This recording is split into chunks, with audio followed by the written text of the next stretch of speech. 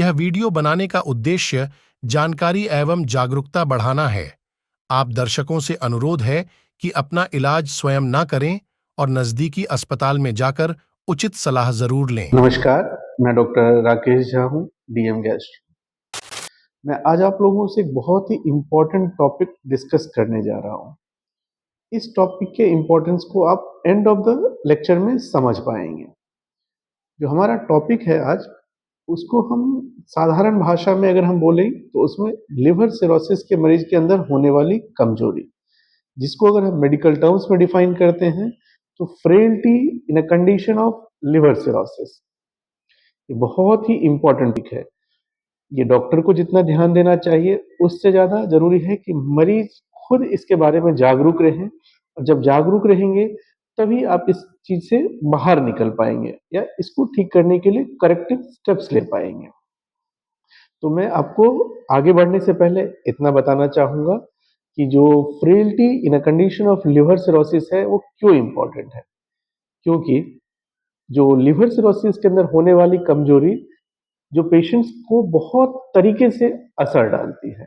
जैसा कि अगर मान लीजिए लिवर सिरोसिस के दो पेशेंट हैं, एक के अंदर फ्रेलिटी सिंड्रोम है और एक के अंदर फ्रेलिटी सिंड्रोम नहीं है, तो जिनके अंदर फ्रेलिटी सिंड्रोम होगा उनका हॉस्पिटलाइजेशन रेट काफी ज्यादा होता है as compare to the patient without frailty.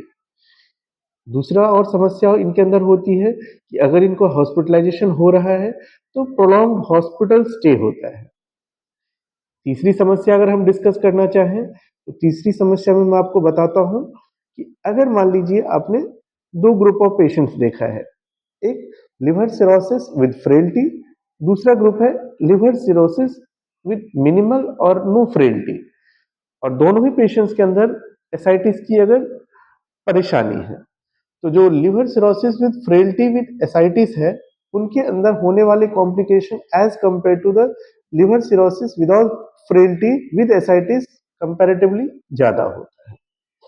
और चौथी बात अगर मैं बताता हूं आपको तो उसमें बताना चाहूंगा कि अगर कोई सिरोसिस का पेशेंट है और वो पोटेंशियल लिवर ट्रांसप्लांट कैंडिडेट है और जब तक उनका लिवर ट्रांसप्लांट नहीं हो पाया है तो लिवर सिरोसिस विद फ्रेलिटी में high mortality during the wait list period होता है, यानी उनके जान जाने के खतरे काफी ज्यादा होते हैं। तो आप समझ गए होंगे जो मैंने आपको 4-5 एग्जांपल्स दिए हैं, जो कंडीशंस बताए हैं कि लिवर फ्रेलिटी, जो लिवर सिरोसिस के पेशेंट के अंदर फ्रेलिटी जो होता है काफी इंपॉर्टेंट होता है। अगर हम इसको समझेंगे नहीं तो इससे हम बच भी नहीं पाएंगे। और मुझे श्योर है कि अगर आपने अभी तक दिखाया हुआ किसी न किसी अपने नियरेस्ट डॉक्टर को या फिर गैस्ट्रो को, तो आपने ये सवाल नहीं पूछा होगा कि जो आपके अंदर होने वाली कमजोरी है या फ्रेलिटी सिंड्रोम है उसको ठीक करने के लिए क्या करना है, या इसको पता करने के लिए क्या करना है कम से कम। ठीक है, तो ये हमने आपको पहले समझाया इसका इंपॉर्टेंस।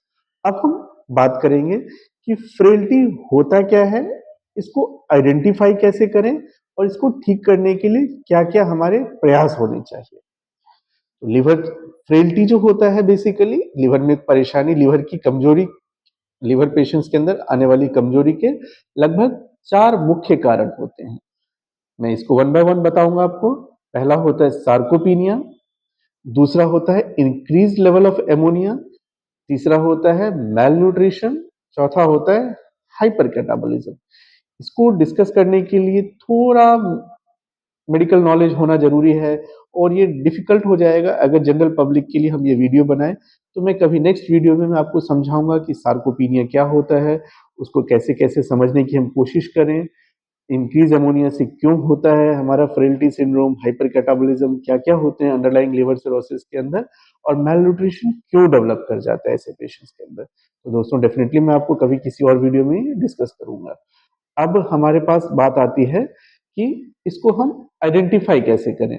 क्या हम इस तरह के टेस्ट को हम ओपीडी बेसिस पे आइडेंटिफाई कर सकते हैं या नहीं कर सकते हैं, और अगर आइडेंटिफाई करेंगे तो उसके बाद हमारे को क्या ट्रीटमेंट मोडालिटीज अवेलेबल है। तो आइडेंटिफाई करने के लिए कोई बड़ा हाईफाई टेस्ट करने की जरूरत नहीं होती है। आप जब भी आपके पास लिवर सिरोसिस का पेशेंट्स आता है तो आप उनको तीन हिसाब से जो उनके पार्ट में टेस्ट करिए। जैसे कि आप पहला टेस्ट करिए group of test muscle mass को देखने के लिए, सेकेंड ग्रुप ऑफ टेस्ट करिए मसल स्ट्रेंथ को देखने के लिए, और थर्ड ग्रुप ऑफ टेस्ट करिए मसल का फंक्शनल कैपेसिटी कितना है। तो अगर आप मसल मास को देखना चाहेंगे तो इसमें कुछ टेस्ट जो हमारे पास होते हैं जो ओपीडी बेसिस पे हम कर सकते हैं, वो होता है हमारा mid upper arm circumference. Mid upper arm circumference में हम पेशेंट का जो एक मेजरिंग टेप से हम उनका गर्थ कैलकुलेट करते हैं, डायमीटर कैलकुलेट करते हैं, और सर्कमफेरेंशियल बेसिकली हम सर्कमफेरेंस कैलकुलेट करते हैं, और उसके बाद हम उनको डिफाइन करते हैं कि इनका सार्कोपिनिया स्टेटस कैसा है। जो अनदर टेस्ट होता है वो थोड़ा प्रैक्टिकली हर पेशेंट्स के लिए कर पाना डिफिकल्ट होता है, और परमिट भी नहीं करते हैं कई बार पेशेंट्स। वो होता है हमारा सीटी स्कैन में हम जो होता है स्केलेटल मसल इंडेक्स देखते हैं at the level of L3 vertebra. ठीक है, तो सीटी स्कैन की जरूरत पड़ जाती है, तो ज्यादातर प्रेफरेंस नहीं करते हैं, प्रेफर लोग नहीं करते हैं, लेकिन कुछ कुछ कंट्रीज के अंदर अगर कोई पेशेंट लिवर ट्रांसप्लांट का पोटेंशियल कैंडिडेट है और वो उनका सार्कोपिनिया स्टेटस असेस करना है उनको, तो इस टेस्ट को भी वो डेफिनेटली अपने मैनेजमेंट में इनकॉर्पोरेट करते हैं। दूसरा ग्रुप ऑफ टेस्ट जैसे मैंने आपको समझाया मसल के स्ट्रेंथ को चेक करने के लिए, ये भी हम अपने ओपीडी बेसिस में कर सकते हैं। इसको करने के लिए कोई भी बड़ा इंस्ट्रूमेंट नहीं चाहिए, हमें हैंड ग्रिप डायनामोमीटर चाहिए। मैं अपने ओपीडी प्रैक्टिस में इसको हमेशा यूज करता हूँ। जब भी लिवर सिरोसिस का पेशेंट्स आता है तो मैं उनका हैंड ग्रिप स्ट्रेंथ देखता हूँ और उसके बाद उनको बताता हूँ कि आपका मसल स्ट्रेंथ कितना है और आपको इसको इम्प्रूव करने के लिए क्या करना चाहिए। तीसरा ग्रुप ऑफ टेस्ट होता है मसल के फंक्शनल कैपेसिटी को चेक करने के लिए, बहुत इंपॉर्टेंट होता है, और ये भी हम अपने ओपीडी बेसिस पे कर सकते हैं। तो उसमें पहला जो हम यूजुअली पेशेंट्स को इंस्ट्रक्शन देते हैं गेट स्पीड देखने के लिए, उनको हम चलाते हैं और फिर चलाने के बाद हम उनका गेट के स्पीड को हम असेस करते हैं। सेकेंड ग्रुप ऑफ टेस्ट इसमें हमारा होता है 6 मिनट वॉक डिस्टेंस। मरीज को आप 6 मिनट चलने के लिए बोलिए, उसके बाद आप देखिए कि वो कितना मीटर चल पाए हैं, और उसके हिसाब से हम लोग कैटेगरी सेट करते हैं कि सार्कोपिनिया का या फिर फ्रेल्टी का क्या कैटेगरी में पेशेंट फिट बैठते हैं। तीसरा ग्रुप होता है हमारे पास कार्डियोपल्मरी रिजर्व कैपेसिटी। कार्डियोपल्मरी एक्सरसाइज टेस्टिंग में ये हम ओपीडी बेसिस पे नहीं कर सकते, इसमें हमें डेफिनेटली कुछ स्पेशल टूल्स और कुछ इन्वेस्टिगेशन कराने की जरूरत पड़ जाती है, तो इसको हम ओपीडी बेसिस पे नहीं कर पाते। लेकिन जो मैंने आपको समझाया है कि हम अपने डे टू डे ओपीडी में हम आपका definitely mid upper arm circumference calculate कर सकते हैं। उसके अलावा हम आपका जो है हैंड ग्रिप डायनामोमीटर से आपका मसल स्ट्रेंथ चेक कर सकते हैं, 6 मिनट वॉक टेस्ट कर सकते हैं, और गेट स्पीड देख सकते हैं। इसके हिसाब से हम आपका एक एनालिसिस डेफिनेटली हम पहुंच जाते हैं कि आपका जो फ्रेल्टी है, लिवर फ्रेल्टी सिंड्रोम है, वो किस कैटेगरी में आप फॉल करते हैं, और उसके बाद आपको क्या क्या इंटरवेंशन की जरूरत होती है। मेनली जो आप डायग्नोसिस बना लेते हैं फ्रेल्टी का, उसके बाद आपको जो इम्पोर्टेंस, जिस चीज का इम्पोर्टेंस पेशेंट को समझाना है, उसमें एक है न्यूट्रिशन और दूसरा है इंक्रीज फिजिकल एक्टिविटी। तो इन दोनों को आपको एनकरेज करना पड़ता है कि मरीज को न्यूट्रिशन के लिए आप डेली उनको समझाइए कि क्यों इम्पोर्टेंट है आपके लिए। और न्यूट्रिशन कोई बड़ा चीज नहीं है, कोई बड़ा इकोनॉमिकल एक्सपेंस नहीं होता है, जो आप अपने घर में इजिली अचीव कर सकते हो, और ये आपको लगभग सार्कोपिनिया से बचाता है और सार्कोपिनिया से प्रिवेंशन ही करता है।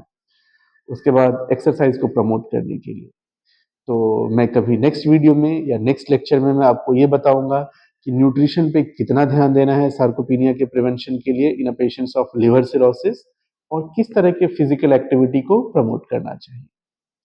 मैं उम्मीद करता हूँ कि मैं आपको समझा पाया हूँ कि लिवर फ्रेल्टी सिंड्रोम क्यों इम्पोर्टेंट है लिवर सिरोसिस के पेशेंट्स के अंदर।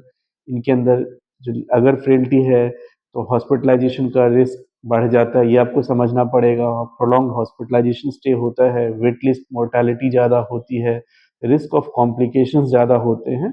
और तो ये समझते हुए आप जब भी विजिट करें अपने नियरेस्ट गैस्ट्रो को, तो उस टाइम एक बार उनसे ज़रूर आप चर्चा करें कि आपका सार्कोपिनिया असेसमेंट किया जाए, और सार्कोपिनिया असेसमेंट करने के बाद आपको कैटेगराइज करें और आपको इस तरीके के न्यूट्रिशन के लिए सपोर्ट करें या इस तरह के एक्सरसाइज के लिए सपोर्ट करें, जिससे आपको इससे होने वाले कॉम्प्लिकेशन से बचाया जा सके या उनके कॉम्प्लिकेशंस रेट को मिनिमाइज किया जा सके। धन्यवाद।